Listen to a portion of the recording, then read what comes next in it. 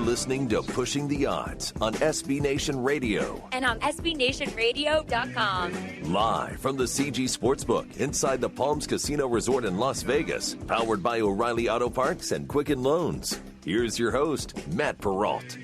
All right, let's pick back up with the boxing conversation with Michael Montero, writer for Ring Magazine and Boxing Monthly Magazine here on Pushing the Odds. Michael, Matt Perrault, how are you? Hey, what's up, Matt? Thanks for having me on again, brother. Thanks for coming on. I appreciate it. Okay, let's start with the Canelo Alvarez news that he has vacated the WBO 175-pound title.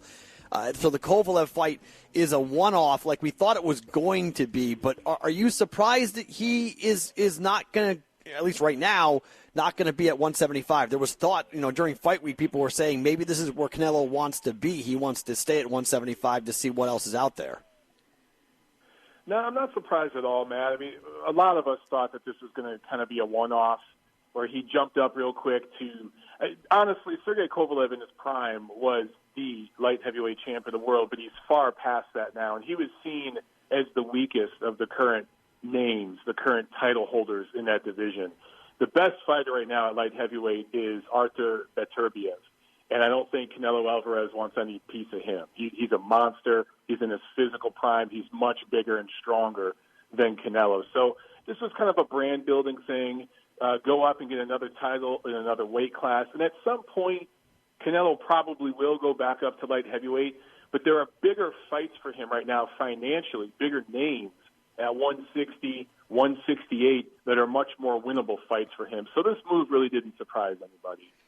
All right, so Bud Crawford did what Bud Crawford does. He went and fought a guy that wasn't up to snuff, although the fight was interesting on Saturday. It was a little more competitive than I think most people, including myself, thought it was going to be. But Bud Crawford ultimately with a ninth-round knockout over the weekend.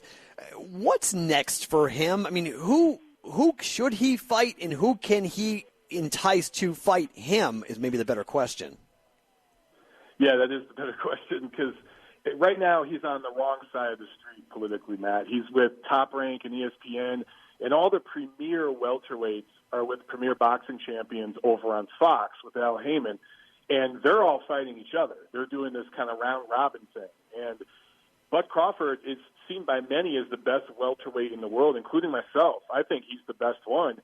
But you can't get fights with those guys because they want to keep everything in-house promotionally and fight each other while he kind of gets older. So they're kind of playing the waiting game with him.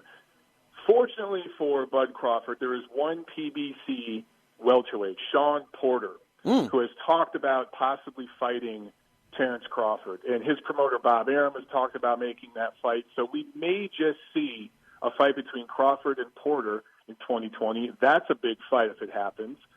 And then also there are a couple fighters at junior welterweight right now that I think will be moving up in the future. One is Jose Carlos Ramirez. He is a unified champion. He has two of the belts at 140. He will likely be moving up to 147 at some point in the future, maybe in 2020. He's also promoted by Top Rank. And he's a big star in Northern California where he's from. He does sellout crowds in his hometown. And, of course, Crawford does in his hometown of Omaha, Nebraska. So when those two fight, probably in the middle in Las Vegas, I think that will do numbers. So there are options there. It's just going to take a while to make them happen. I'm a little bit of a unique person because I worked in Omaha for 5 years. So I have heard of the Terence Crawford buzz for a long time. I understand the passion the city has. I understand what the Chi Center looks like, sounds like, and feels like when Bud Crawford is fighting. But in terms of the nation, I mean, what does Crawford have to do to get the attention of the boxing world and or just the general public where his name, I mean, he is such an electric fighter, but it doesn't feel like the world knows that.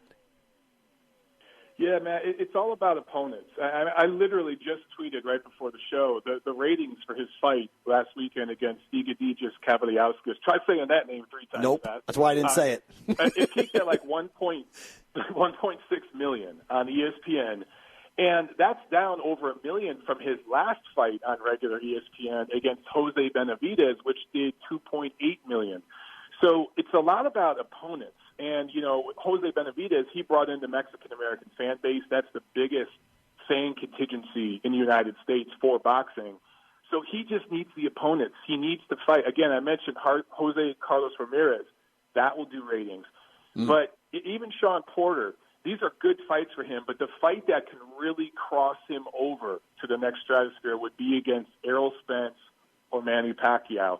Manny Pacquiao wants absolutely no part of Terence Crawford, and you almost can't blame him at this point in his career.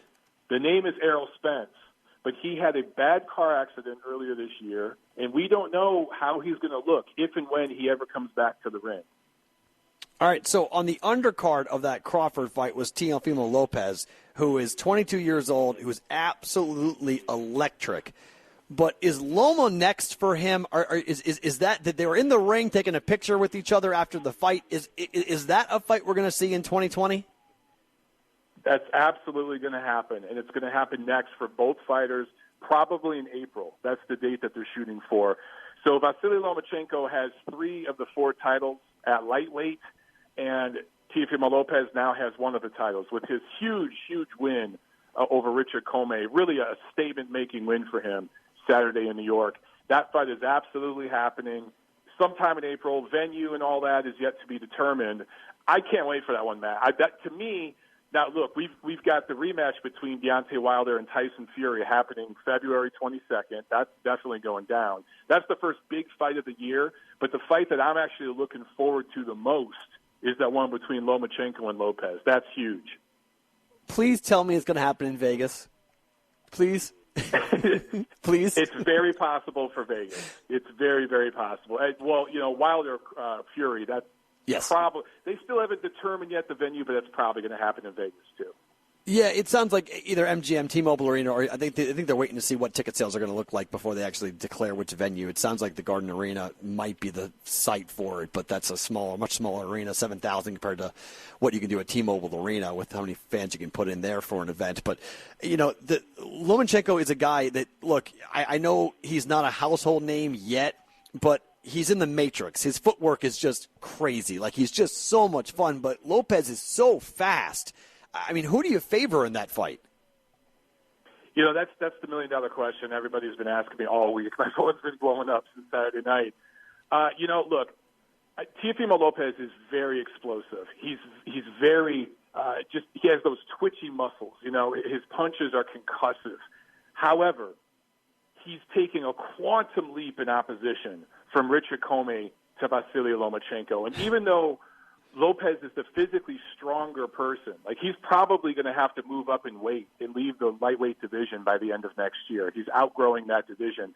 Lomachenko's probably going to move down in weight because he's really a featherweight that fights as a lightweight. So even though Lopez is a stronger guy, just in terms of, as you said, Matt, the matrix, the footwork, the skill set, this is like playing high school football and jumping to the NFL. Okay. So I have to favor Lomachenko. There's going to absolutely be scary moments for him. Lopez might even drop him and hurt him at some point. I can't wait to see it, but I have to favor early on Lomachenko by decision. 31 years old versus 22. I cannot wait if that fight happens in April. Okay, last topic. Fury is going to spar with Anthony Joshua because Joshua wants Fury to win because Wilder's a more difficult guy to get to sign the contract to unify the belts. Have you seen something like this before in boxing? Well, we don't know. It hasn't been confirmed yet. So they've talked about it on social media, okay? But if they do it, I think that's awesome. I think it's great. I think it hypes up the fight even more. I agree with you that part of it is that Joshua would love to see Wilder knocked off because Wilder is a threat with that big right hand, but also from a financial standpoint and from the standpoint of being able to make a big fight. Fury's from the UK, AJ's from the UK. Joshua's already done 90,000 at Wembley when he fought Klitschko. A fight between him and Tyson Fury, who knows? It'd be insane over there, right? And they could probably have a series or 2 or 3 fight series, the two of them, that would just do insane numbers. That might even blow away Mayweather-Pacquiao in terms of some of the numbers. So all those are possibilities. But, yeah, we've seen things like this before. We've seen certain fighters jump over to different camps or switch trainers. But again, I'll believe it when I see it. Right now I see guys talking on social media. We get a lot of that these days. I'll believe it when I see it. Man, I think you're right, though. I talked about it earlier. I think from a financial business decision, this is brilliant because Fury versus Joshua in the UK would be, just ridiculous. And I'm not saying that Wilder versus Joshua wouldn't be big, but in terms of a European market, in terms of having the platform, that's just going to be incredible. And in terms of Fury Wilder 2 coming up here in February, Fury's the boxer, Wilder's the puncher. Who has a better shot at beating Joshua in your mind? I probably would go with Wilder just because he has that right-hand bomb. And his last fight, he was pretty much being shut out. He lost just about every round against Luis Ortiz, who I don't consider an elite-level heavyweight. I think he's in the top 10, but I wouldn't call him special. He's not at that level, and he's in his 40s. So Wilder's not the best fundamental boxer, but all it takes is one shot, and we have seen Joshua get hurt before. Tyson Fury is not a power puncher. He's not a guy that overwhelms you with power. And Joshua's pretty fundamentally sound. He has a really good jab, and he showed a really good boxing IQ in his rematch against Andy Ruiz. He's still improving. So I actually think Wilder would have a better chance to win if he could land that big shot. It comes to that. But in terms of Wilder and Fury and their rematch, that's what makes their rematch so intriguing, because Fury could be winning the fight by shutout in the 10th round, and then one shot by Wilder could end it. So that's why everyone's going to be watching that one. Well, 2020 is going to be an unbelievable year for boxing. I cannot wait. Michael, thank you for the time. I really appreciate it. Love the conversation.